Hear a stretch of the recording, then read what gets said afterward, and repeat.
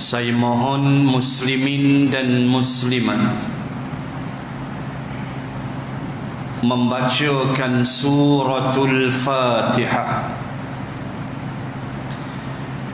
Niat hadiah dan pahalanya kepada almarhumah isteri saya yang kembali ke sisi Allah pada 31 Julai 10 Zulhijjah pagi raya jam 11.08 pagi di Hospital Sultan Abdul Halim, Sungai Petani. Semoga Allah mengampun segala dosa-dosanya dan meletakkan dia di sisi Allah sebagai insan yang dirahmati Allah Subhanahu wa ta'ala. Ila ruhi Nuraini binti Bahrin. Al-Fatihah. A'udzubillahi minasyaitonir rajim.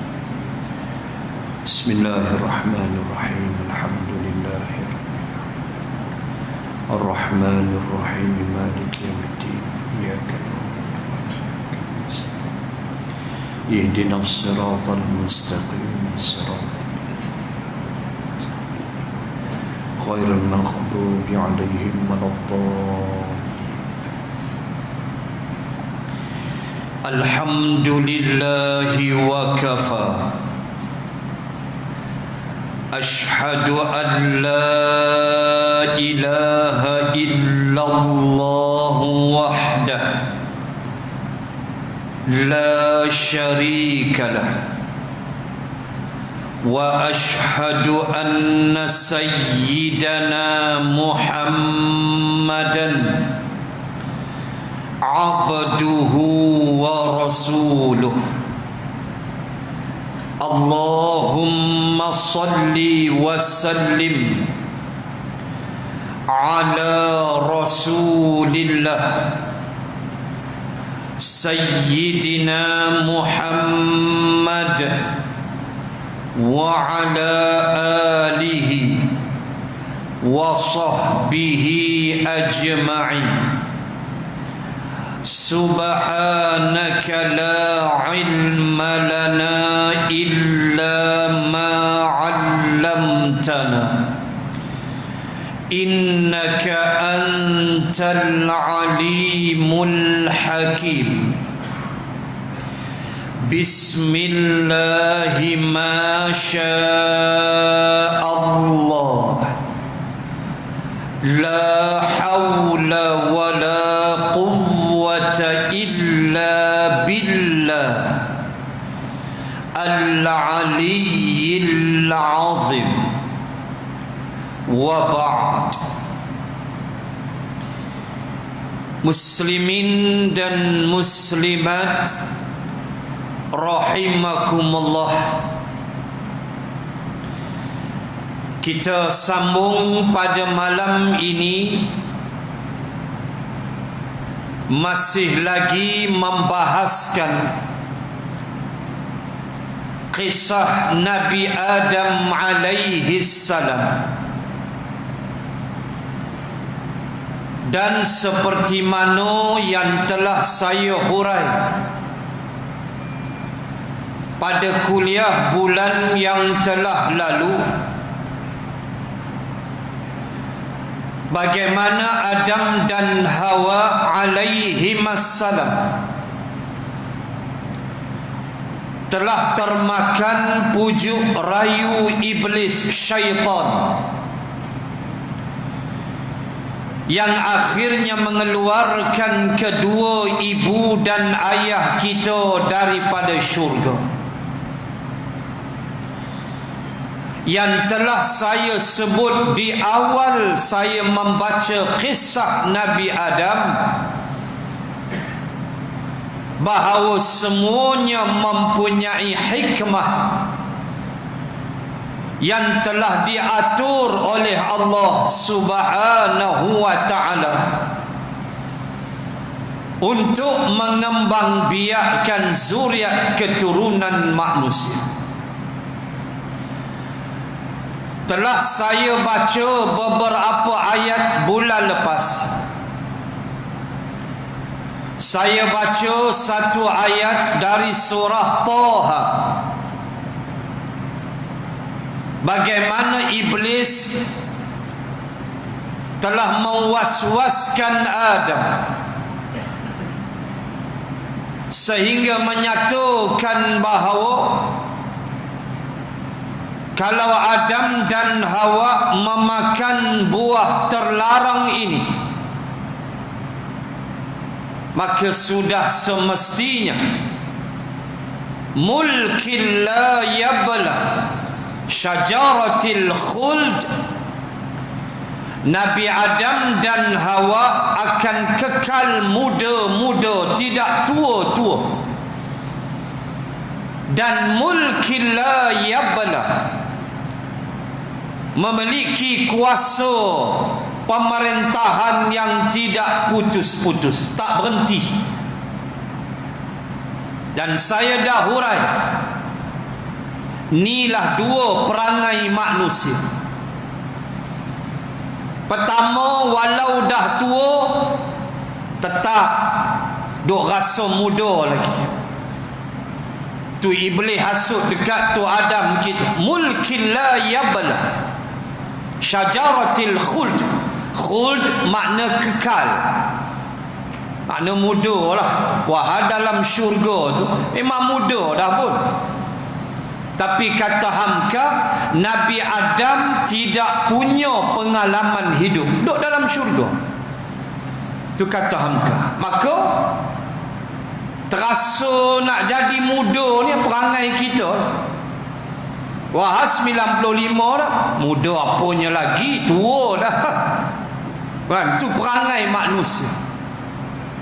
Yang kedua, mulkin la yabla, nak kuasa aja. Kata hari tu banyak parti Melayu pecah belah orang Melayu. Tubuh pula parti bang. Atau ke pening kepala. Kan, tak ke besar rabut kepala. Punya banyak parti dah, tak masuk parti Tapuai gitu. Muslimin dan muslimat, itulah perangai manusia. Tak habis-habis dengan kuasa, dengan macam-macam perangai. Walhal dalam keadaan sedemikian, tak perlulah kita bersusah payah lagi. Maka Adam alaihi salam dan Hawa alaihi salam akhirnya memakan buah terlarang. Dan telah saya hurai bulan lepas, wa tafiqa yakhsifani min waraqil jannah, lalu terbukalah aurat keduanya. Makan-makan saja luruh baju pakaian daripada syurga tu, luruh, telanjang bogel Adam dan Hawa. Lalu mereka min waraqil jannah, mereka mengambil daun-daun daripada pokok di dalam syurga dan mereka tutup tubuh mereka. Ini dalam surah Taha. Baik, malam ni masih lagi berlegar pada kisah ini, tetapi kita akan lihat satu perkara besar yang terbit daripada peristiwa ini, iaitulah Adam dan Hawa alaihi assalam menyatakan penyesalan mereka. Baik, kita nak baca lebih kurang 3 ayat. 1 Al-Baqarah, 1 Al-A'raf, 1 Ghafir, 3 surah. Baik, saya mulakan dulu dengan suratul Baqarah. Apabila Adam dan Hawa alaihi assalam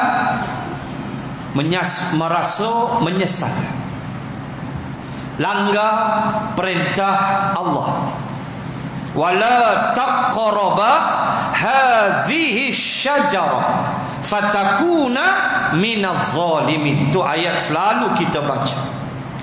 Pesan Allah, raghadan haitsu syi'tuma, kamu berdua nak makan apa dalam syurga ni, makanlah. Tapi pohon ni jangan dekat. Hadhihi syajarah. Pohon ni kamu berdua jangan dekat. Dekat saja, kamu jadi zalim, langgar perintah. Saya sebut dah awal tadi, melanggar perintah itu bukan, ulama kata bukan dosa bagi Adam dan Hawa, tetapi merupakan suatu hikmah untuk membiarkan manusia di atas muka bumi. Itu kena faham. Ini ja'ilun fil ardi khalifah. Kena reti yang jangan blame, jangan kata Nabi Adam dan Hawa melakukan dosa. Ulama tak setuju. Ia penuh hikmah. Pelanggaran itu dengan hikmah.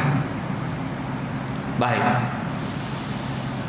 Penyesalan inilah yang menjadi kekuatan bagi manusia dan menjadi suatu mutiara yang amat berharga apabila kita sudah melakukan sesuatu kesalahan. Allah ajar. Kalau seseorang yang melakukan kesalahan tiba-tiba tidak ada perasaan menyesal, ini cukup bahaya. Arab kata an-nadamah, penyesalan, an-nadam. Itu dalam Al-Quran, dalam surah Yasin yang kita baca, satu bentuk penyesalan yang tidak ada gunanya lagi. Ya hasratan 'alal 'ibad ma ya'tihim mir rasulin illa kanu bihi yastahzi'un. Tak ada guna lah. Samalah tak ada gunanya dalam surah Al-Fajr, yatazakkarul insanu ma sa'a wa anna lahu dzikra. Allah beritahu, waktu hari kiamat, waktu itulah manusia akan ingat apa yang dia dah buat. Allahu akbar. Lalu Allah jawab, wa anna lahu dzikra. Apa guna peringatan pada waktu itu?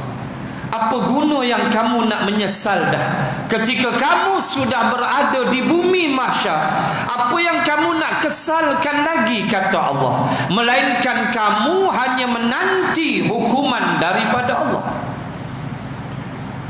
Sebab tu kita tak mau jadi orang dalam surah Yasin, ya hasratan 'alal 'ibad, menyesal.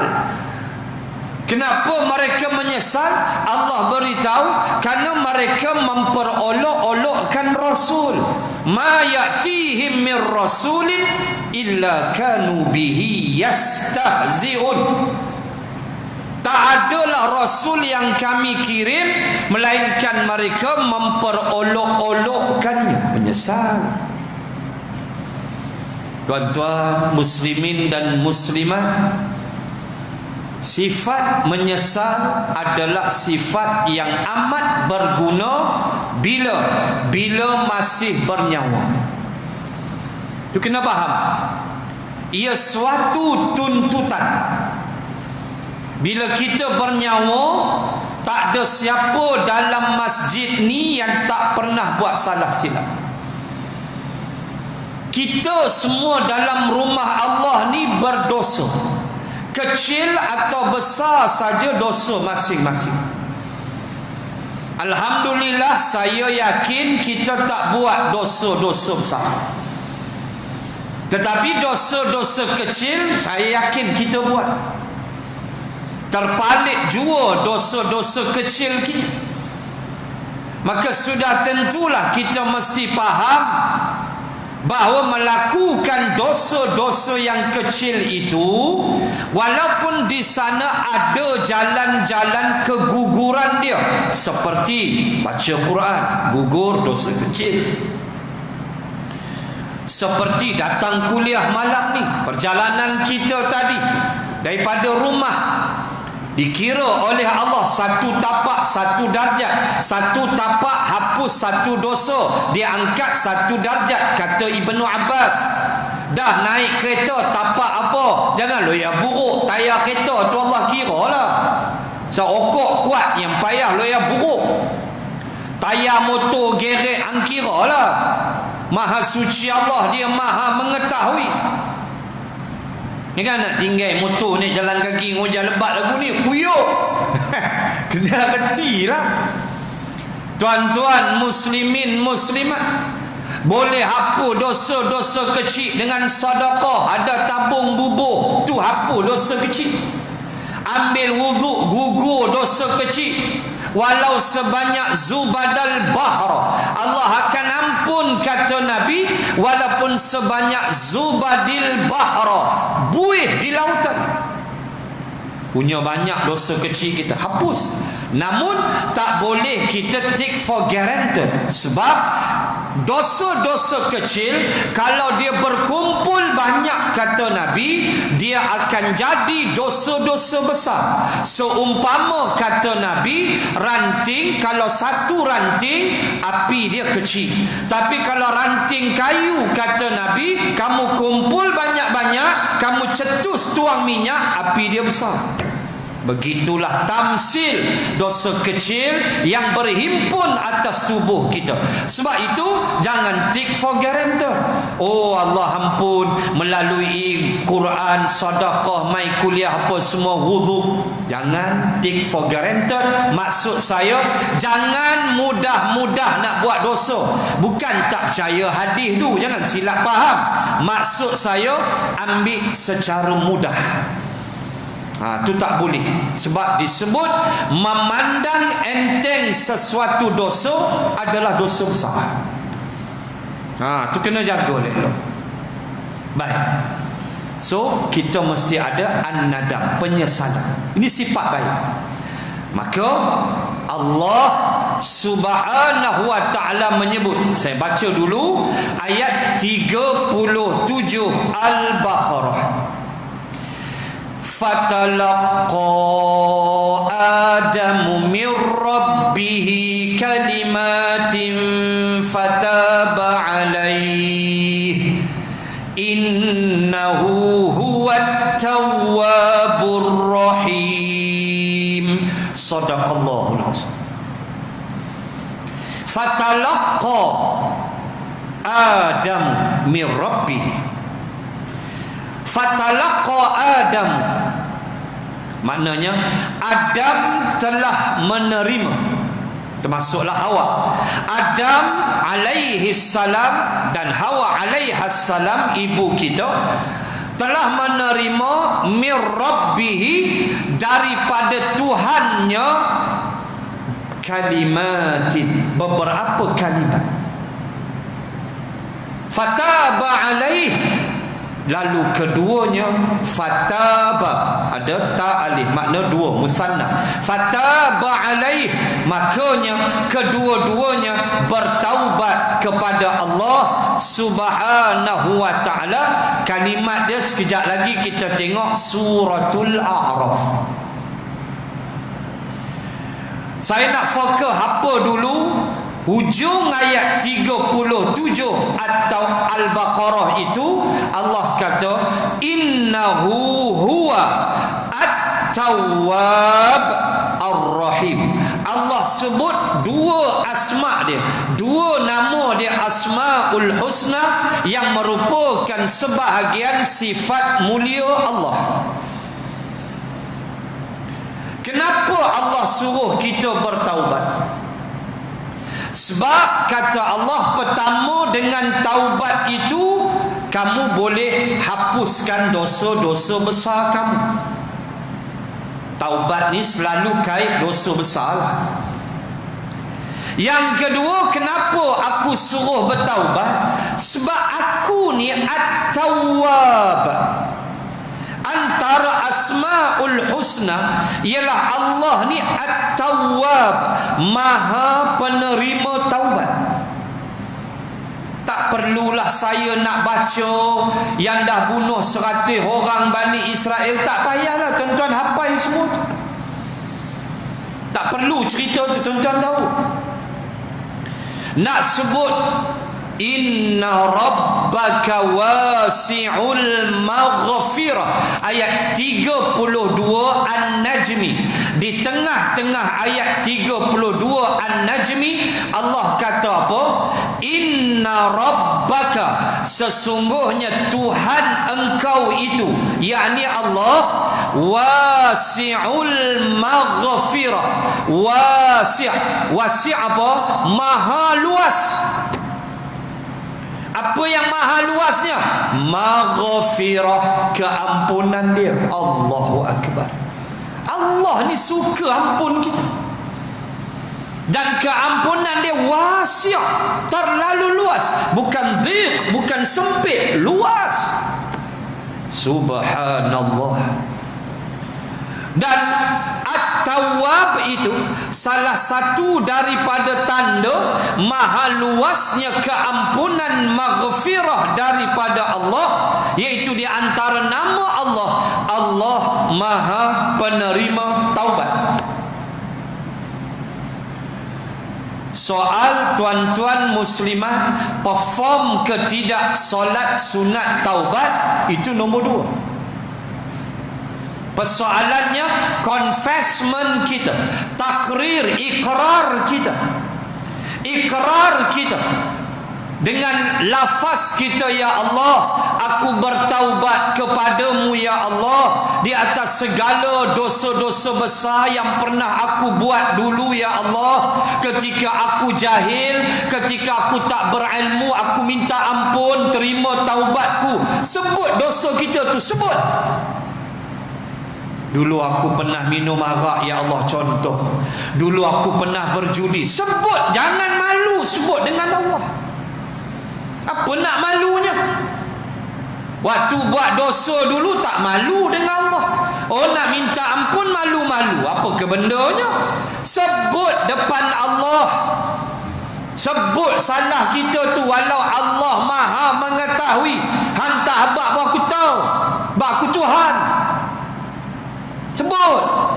Biar kita terasa dalam hati kita betapa hinanya kita, betapa kerdilnya kita, betapa kita takut bahawa kita nanti akan pergi jumpa Allah, berdiri depan dia pada hari kiamat.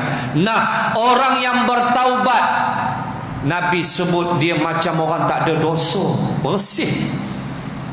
So, taubat ni kena buat, kena confess tiap-tiap hari. Kalau boleh tiap kali lepas solat kita confess, kita mengaku, kita ikrar, kita sebut kalimah taubat tu. Aku bertaubat padamu ya Allah. Aku mengetahui luasnya keampunanmu ya Allah. Aku mengetahui ya Allah, tidak ada dosa yang engkau tidak ampun kecuali syirik. Aku tak pernah syirik ya Allah. Aku pernah minum arak, aku pernah berjudi, aku pernah berzina. Sebut dosa kita. Ya Allah, ampun aku ya Allah. Terima taubatku. Kalau boleh menangis sekali. Sebab setan bila tengok kita menangis kerana dosa, setan hancur habis. Dan tidakkah kita tidak mahu termasuk di dalam hadis Nabi, ada 2 jenis mata yang Allah haramkan neraka. Allah, ainun bakat min khasyatillah. Antaranya Nabi kata 2 jenis mata ni, ainun, mata bakat, yang menangis, min khasyatillah, kerana dia takut kepada Allah. Dia menangis fikir dosa dia, dia gerun, dia takut Allah seksa dia, Allah himpit seksa kubur, macam-macam dia takut, maka mengalir air mata dia. Nabi kata haram mata ni Allah bakar. Maknanya dia tak pergi neraka lah. Takkan mata tinggal luar, badan masuk dalam neraka? Tak ada. Maksud hadis tu dia panggil kaedah majaz mursal. Dalam bahasa Arab dia panggil majaz mursal. Disebut mata, maknanya tubuh dia. Ya ayyuhal muddathir, maaf, ya ayyuhal muzammil, qumil laila illa qalila. Itu contoh majaz mursal dalam kaedah balaghah. Wahai orang yang berselimut, bangunlah, qumil lail, bangun tengah malam. Pukul 3.30 bangkit diri atas katil aku tu. Maknanya solat malam.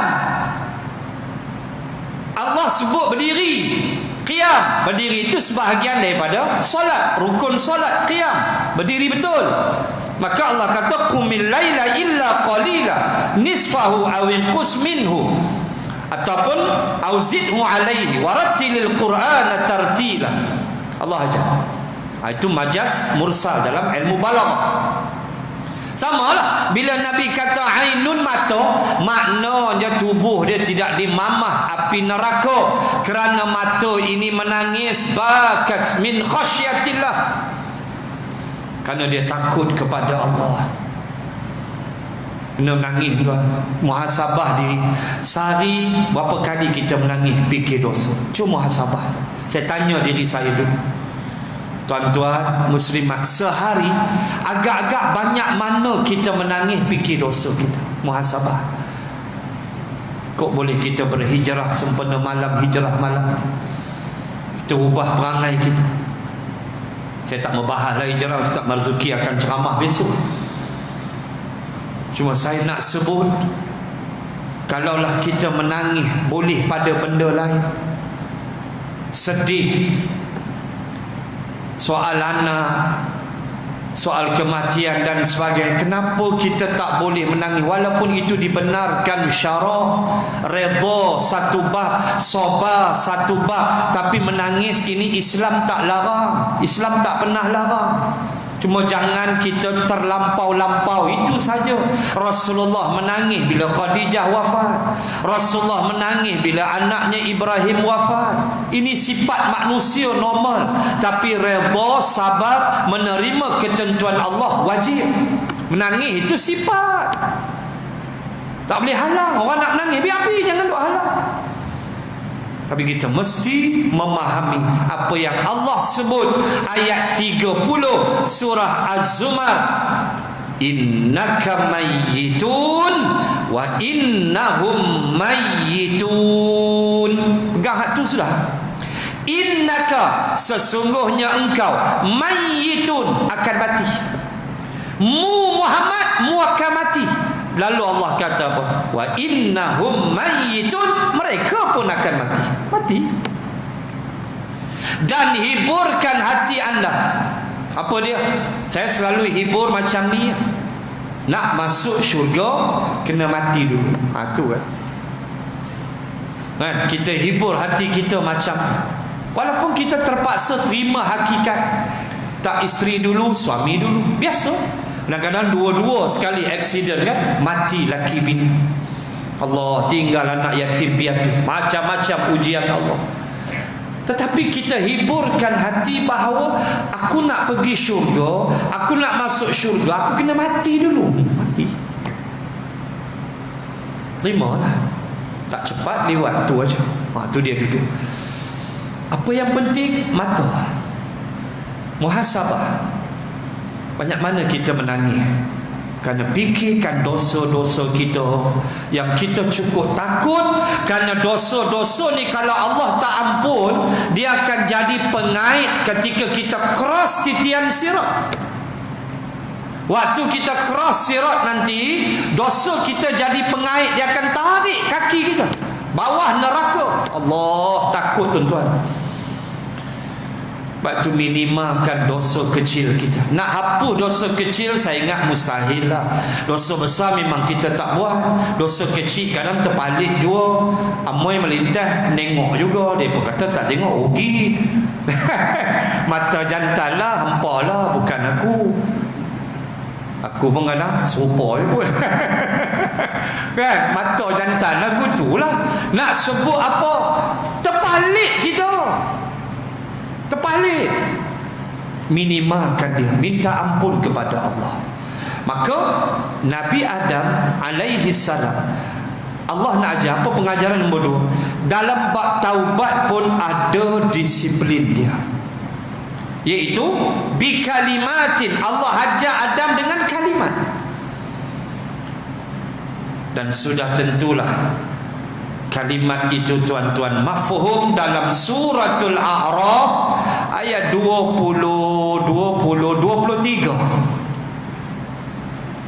Faqala rabbana zalamna anfusana wa in lam taghfir lana wa tarhamna lanakunanna minal khasirin. Lalu kita baca doa ni lepas solat. Kita ambil terus pada Rabbana. Jangan baca waqala tu, itu Adam dan Hawa. Dan berkatalah keduanya, Rabbana, wahai Tuhan kami, zalamna anfusana, kami berdua telah menzalimi diri kami sendiri. Apa yang kami dah buat zalim, kami langgar perintah-Mu ya Allah. Bukan kata kami dekati pohon siap makan lagi, sampai tercampaklah keluar. Dan tak kiralah di mana Nabi Adam jatuh, di mana tempat Adam dan Hawa jatuh, itu bukan rukun kepada keimanan. Rukun kepada keimanan, disiplin akidah ialah Adam dan Hawa keluar tak daripada syurga? Naam. Adam dan Hawa jatuh tak ke bumi? Sahih jiddan. Ya. Di mana tempat? Tak tahu, tak apa. Macam-macam pandangan. Ada kata Adam dan Hawa, Adam alaihi salam jatuh di Sri Lanka. Wallahu a'lam. Maka klaim pula di Sri Lanka ada tangga 1000 anak tangga atas bukit. Sampai atas bukit ada satu tapak kaki besar. Situlah Nabi Adam jatuh. Wallahu a'lam. Hak TV 3 jejak Rasul pergi tengok tu. Manjat anak tangga tu pun sebagai syahid dah. 1000. Sampai atas tengok dalam satu macam cover lah, macam bangsal. Dalam tu ada tapak besar. Wallahu a'lam. Nak kira logik, mungkin logik. Sebab Nabi Adam 70 hasta. Sab'una zira'. Nabi Adam tinggi dia 70 hasta. Ni satu hasta. Kita berapa hasta ya? Nabi Adam 70. Tinggi. So tinggi, tapak kaki besar tu, di sudut logik boleh jadi. Atau kalau tuan-tuan tak nak terima pun tak apa, sebab tak ada dalil yang sahih. Tak ada hal. Ada pula kata Nabi Adam jatuh di Kashmir. Macam-macam. Ada kata Hawa jatuh di Jeddah. Batu tempat tu nama dia Jeddah. Jeddah makna nenek, Jidun datuk. Jeddah nenek. Tu yang jadi tempat tu Jeddah. Bukan Jeddah, Jeddah. Nenek. Katanya Hawa jatuh situ. Tapi yang pasti makam Hawa di mana? Jeddah. Kita ingat kalau pergi haji, pergi umrah, kalau kita ziarah masjid terapung, lah tak ada lah. Tak boleh pergi dah masjid terapung tu, Laut Merah tu. Tersinggah makan nasi kan tengah hari sebelum kita pergi airport Jeddah. Driver akan bawa kita lalu. Lepas tu dia berhenti, dia baca Fatihah. Balik tembok tu ada kubur panjang. Khabarnya itulah kubur ibu kita Hawa alaihassalam. Wallahu a'lam. Dalil nasareh tak ada. Tapi dah itu turun-temurun, kita ikut pi lah. Nak sebut apa? Jeddah, Sri Lanka. Wallahu a'lam.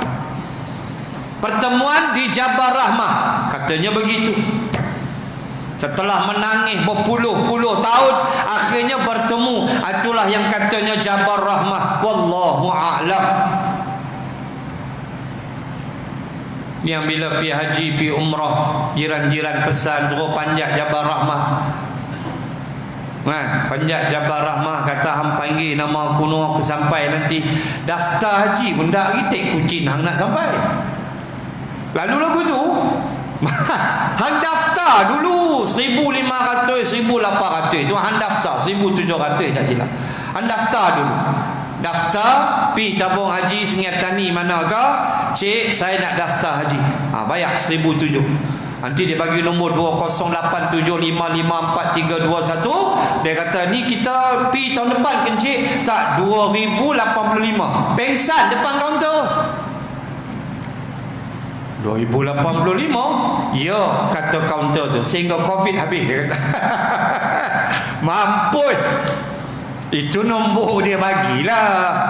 Setakat tuan-tuan 6-7 tahun boleh pergi dah, insya-Allah. Kalau swasta lagi cepat. Kalau muasasah tunggulah 7-8 tahun, lambatlah ikut giliran. Kalau swasta 3 tahun daftar boleh pergi dah, insya-Allah. Bayar lebih sikit tu aja. Daftarlah dulu. Ni tak daftar suruh kita seru nama dia. Daftar dulu. InsyaAllah boleh pi. Lepas tu dia suruh kita tulis nama kat batu tu. Mengulang skrip lagu Sudirman, tulis nama atas batu. Kalau pergi Kuala Kubur, tulis nama atas batu. Kacau betul lah. Semua tu tak ada nah, tak ada apa pun. Pandai-pandai pergi menjerit atas tu, panggil lah. Lepas tu cintui lah, apalah macam-macam lah. Hatta menikah lagi seru nama markah. Mesti kucing hang dalil mana hang ambil. Muslimin dan muslimat, saya cukup risau kalau sampai Jabal Rahmah bila pelepas nak murid tu, dia ada anak murid lewat balik bahrin tak tahan.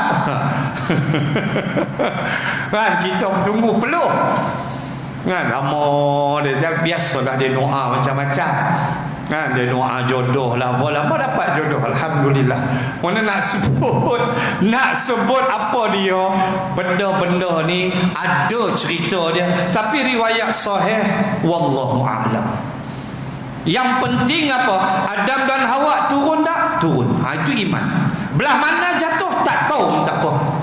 Tak jadi masuk dalam keimanan. Yang penting Adam dan Hawa fakhruj minha, keluar. Qul nahbitu minha jami'a fa imma ya'tiyannakum al-ayah, diturunkan ke bumi. Maka Rabbana zalamna anfusana, wahai Tuhan, kami telah menzalimi diri kami sendiri. Kami zalim ya Allah, kami buat dosa ya Allah.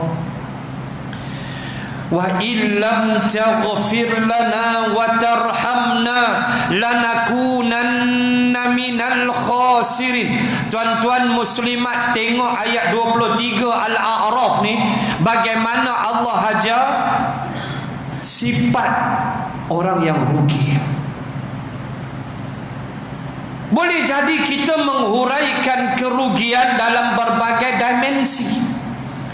Seorang yang berniaga, mungkin dia rugi sebab perniagaan dia tidak laku. Umpama contoh, perniagaan dia merosot, maka dia rasa rugi.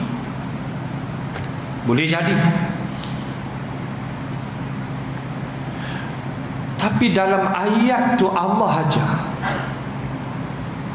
dua benda, kalau kamu tak dapat, kamu akan jadi al-khasirin, golongan yang cukup rugi di dunia dan akhirat.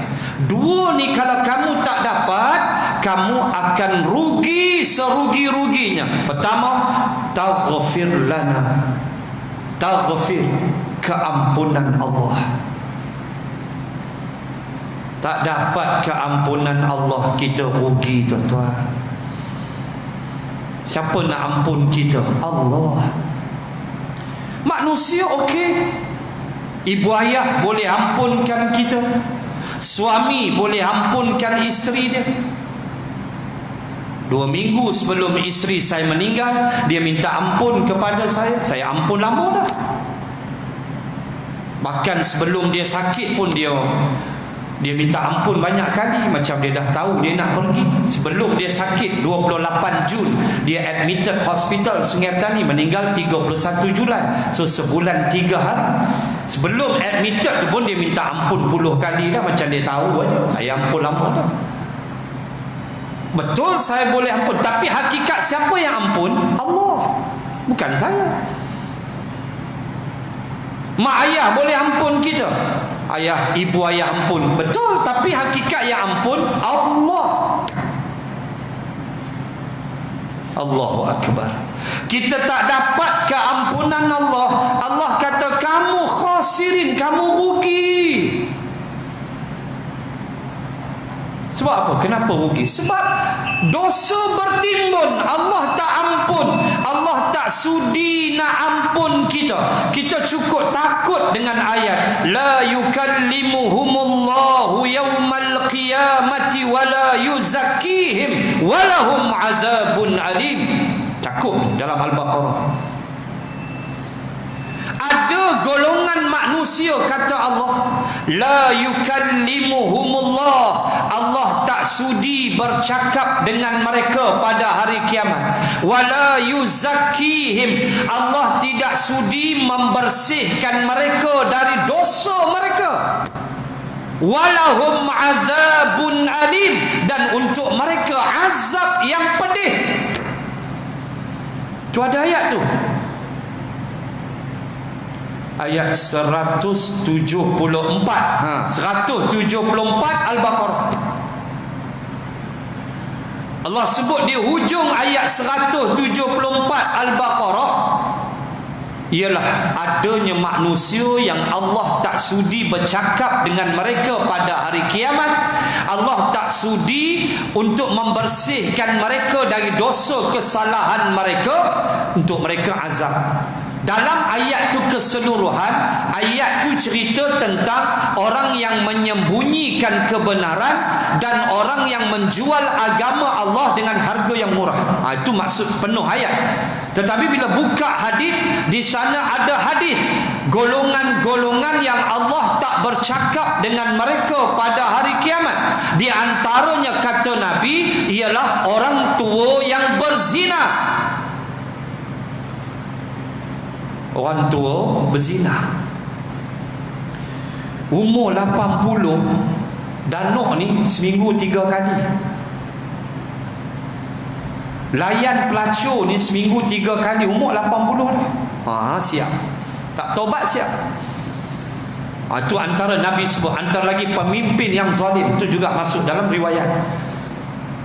Apakah kita nak masuk dalam golongan wala yuzakkihim, yang Allah la yuzakki? Zakiyah makna bersih, tazkiyah, pembersihan.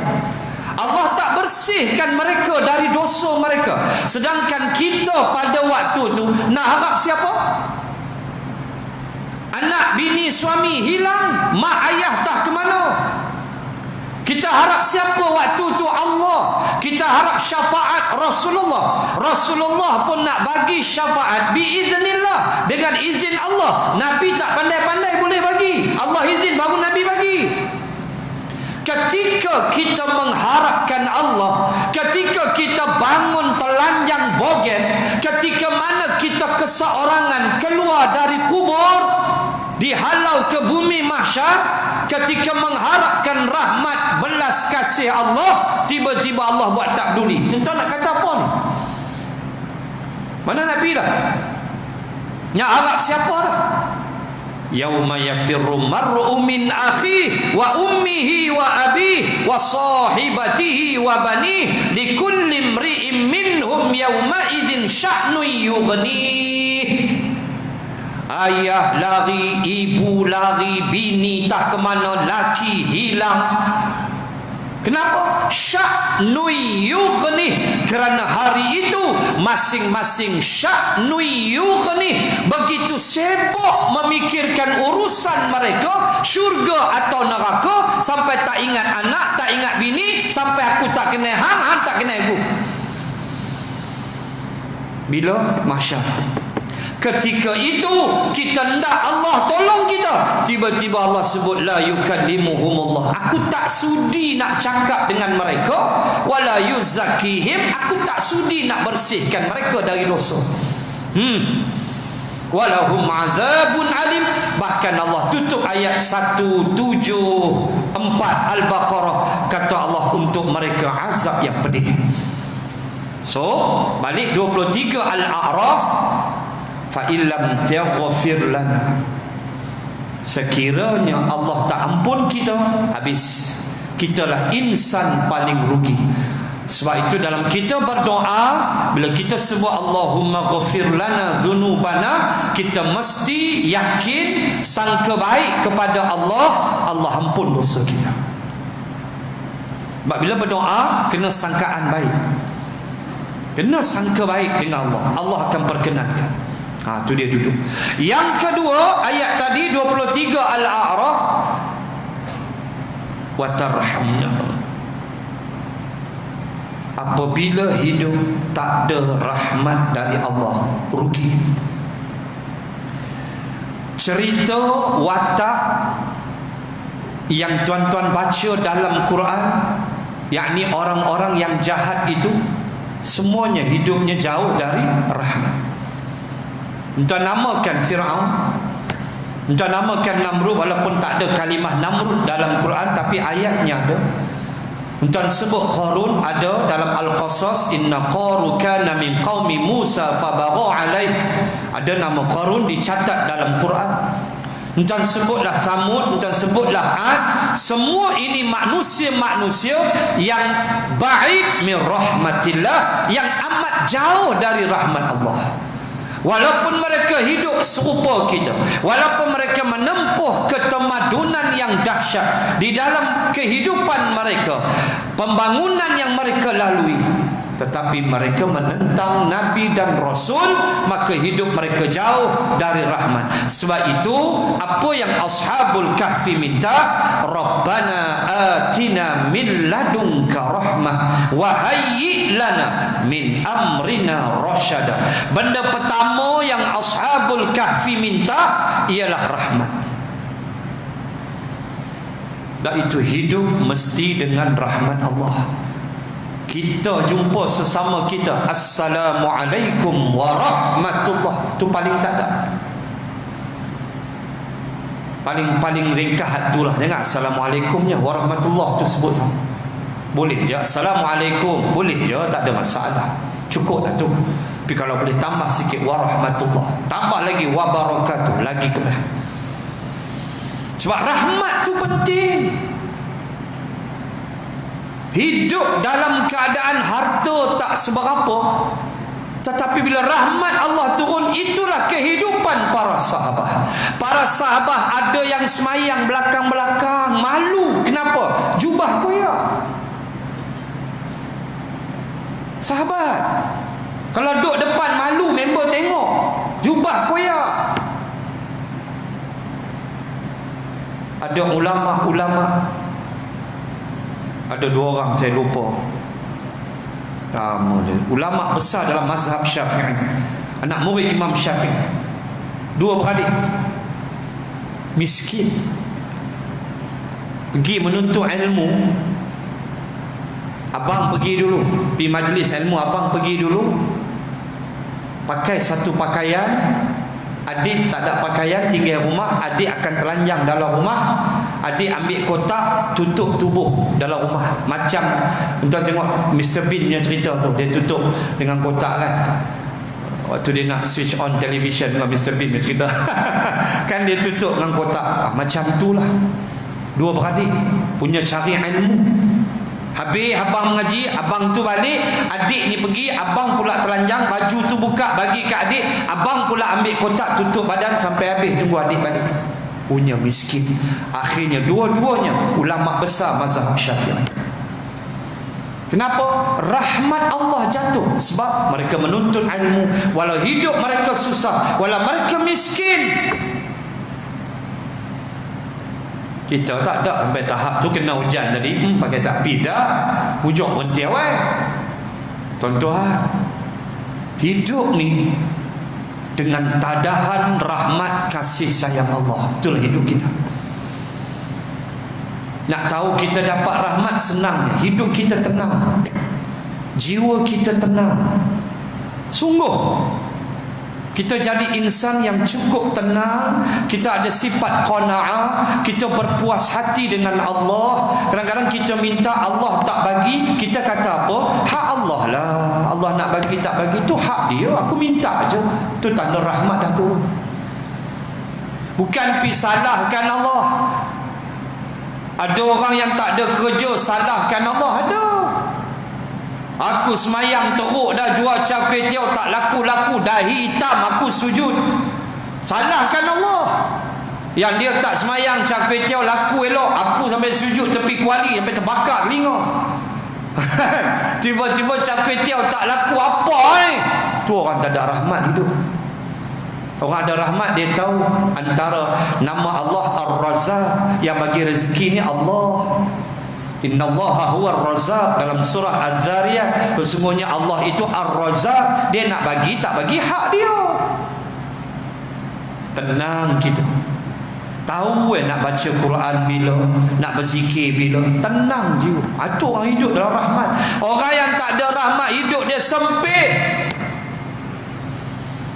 Beratus ribu duit, sempit jiwa dia.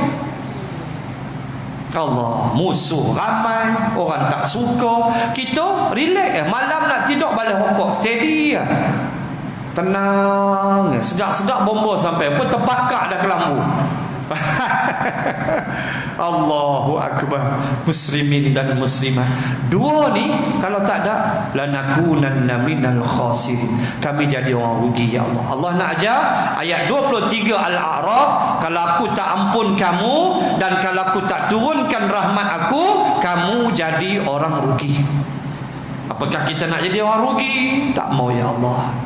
Maka rahmatilah kami ya Allah, ampunkanlah segala dosa kami ya Allah. Amin ya Rabbal Alamin. Dan yang terakhir saya nak baca di penghujung ayat 7 surah Ghafir, atau dinamakan juga Hamim Al-Mu'min, iaitu dalam membahaskan apakah keuntungan yang bakal diperolehi oleh orang-orang yang bertaubat. Nabi Adam dan Hawa alaihimassalam sudah bertaubat. Baik, pangkal ayat 7 Ghafir saya baca sikit pangkal untuk tuan-tuan muslimat rojak. Allazina yahmilunal arsh. Itu pangkal ayat. Baik, dia cerita apa? Cerita kisah malaikat yang pikul arasy Allah. Alladzina yahmilunal arsh yusabbihuna bihamdi rabbik wa yastaghfiruna rabbahum. Baik, cerita apa? Cerita sekumpulan malaikat yang tanggung arasy Allah dan waman haulahu, dan malaikat yang sekeliling arasy. Tengok hebatnya orang bertaubat. Malaikat yang tanggung arasy Allah. Wa yahmilu arsya fawqahum yawma idzin samaniyah. Berapakah jumlah malaikat yang menanggung arasy Allah? Allah sebut dalam surah Al-Haqqah. Jumlahnya samaniyah, 8. Jumlah malaikat yang tanggung arasy Allah 8. Satu malaikat, malaikat ni ada sayap. Nak tahu besar mana arasy? Malaikat ni ada sayap. Satu sayap malaikat kalau dia buka timur barat gelap. Besar mana malaikat? Malaikat pula sayap masna wa thulatha wa ruba'. Ayat pertama surah Fatir menceritakan sayap-sayap malaikat. Bayangkan surah Fatir, ayat pertama cerita sayap malaikat. Alhamdulillahi fatiris samawati wal ard ja'ilil malaikati rusulan uli ajnihatin masna wa thulatha wa ruba' yazidu fil khalqi ma yasha. Al-ayat. Punya hebatnya surah Fatir, ayat nombor 1 cerita sayap malaikat. Segala puji bagi Allah. Alhamdulillahi fatiris samawati wal ard. Segala puji bagi Allah yang mencipta langit dan bumi. Ja'ilil malaikati rusulan, dan menjadikan malaikat itu rusulan. Rusul makna utusan, utusan. Itu ar-rasul, rusul dengan rasul dan rusul. Rasul mufrad, rusul jamak, makna utusan Allah. Menjadikan malaikat itu utusan-utusan. dan menjadikan pada malaikat itu ajnihatin, janah mufrad, ajnihah jamak. Janah makna sayap, ajnihah sayap-sayap. Menjadikan malaikat itu bersayap-sayap. Berapa sayapnya? Allah kata masna. Pertama, masna makna 4. Masna makna apa? 2 kanan, 2 kiri. Jadi 4. Wasulasa, 3. Jadi 6. Waruba, 4. Jadi 8. Yazidu fil khalqi ma yasha. Aku tambah lagi, zid, tak berhenti takat 8 je. Ada malaikat yang sayap dia 600, ada malaikat yang sayap dia 1200. Besar mana malaikat?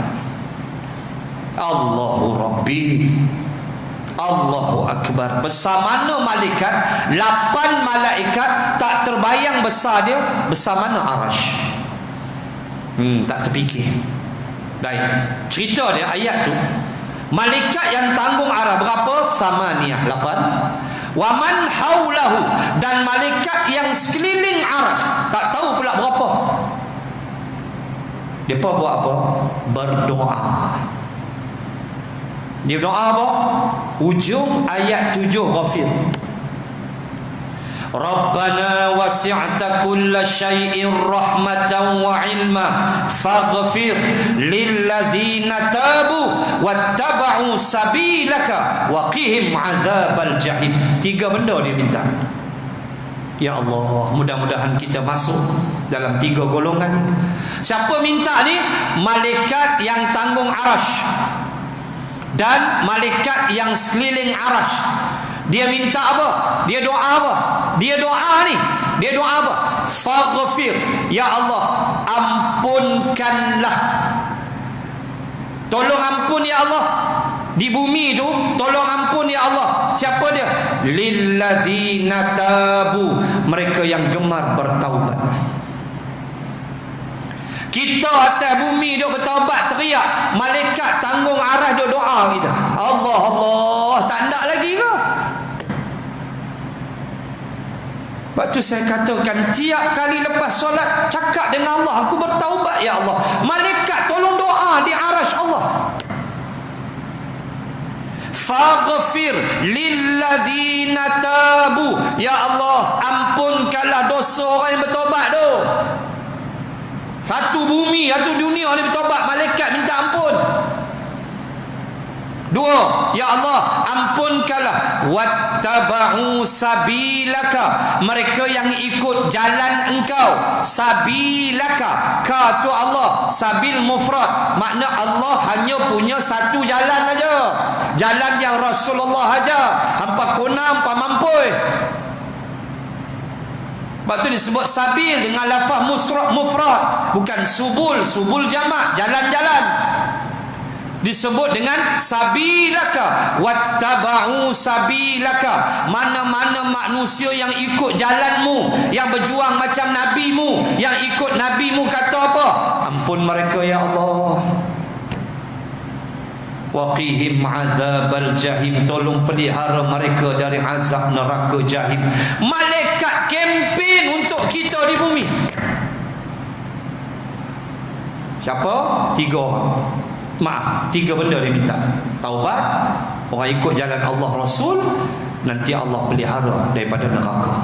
Siapa doa? Malaikat yang tanggung arash dan malaikat yang sekeliling arash. Inilah pentingnya taubat.